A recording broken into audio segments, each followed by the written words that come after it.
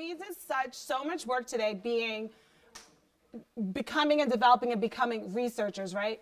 Something else that researchers do, we've talked about this, right? We want to collect like our domain-specific word walls. So those words that are really connected to the topic that we're learning about, right? And we have our word walls all over the classroom that can like help us. We have our academic word wall, right, that we keep words on that are going to help us when we're writing or reading our words.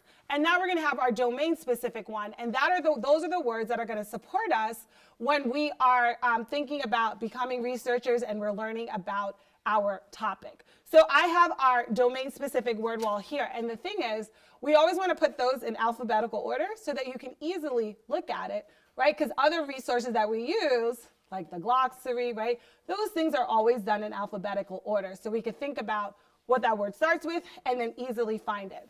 So one of the words that we want to add to our word wall is this first one. We're going to call it our, what is it? Defense mechanisms. And when we do our domain-specific word wall, we don't have to put that definition on it, right? We've talked so much about those words, and we're going to start building the understanding. Let's see, what would be our next one? Paraphrase. We talked about paraphrase, right? When we put words into what? So in smaller section and bits, right? Summarize. And we want to put our text in bits and pieces and use it in our own words. Next up, what would be next? Pray. Pray. What was our definition for pray? Right, like our predator. Prey was the definition for prey was the animals that predators hunt. So the animals that predators hunt, beautiful. And then we have our last one here, which my tape got a little tricky.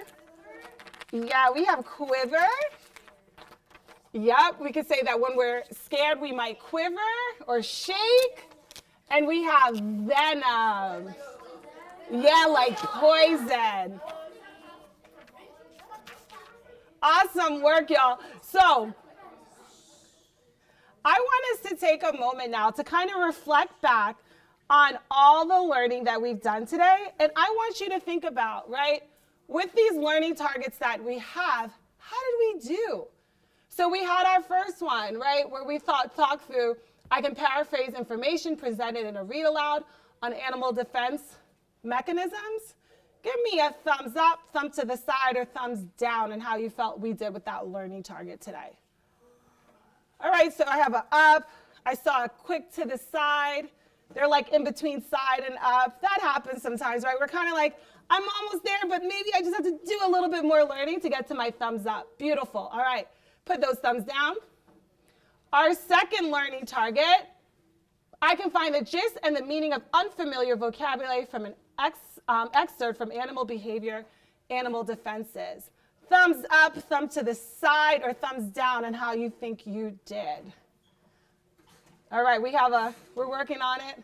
I see like good thumbs up going, right? Because we did that work. Remember when we did here, we read a section, we thought what it was mostly about, we talked about it with our partners, right? And we came up with our gist. You could put that thumbs down. So as we are working through this module, this unit, right, there are going to be two main charts that are going to really help us out. We have what our researchers do anchor chart, right, because we are coming deeply big, huge, successful researchers because we're going to start asking questions about our animals, and we're going to use different resources in order to learn more. And in order to do that, we also then have to do what close readers do to help them find that information. Beautiful work today, and I can't wait until we dive deeper into this unit and learn more about our animal defense mechanisms.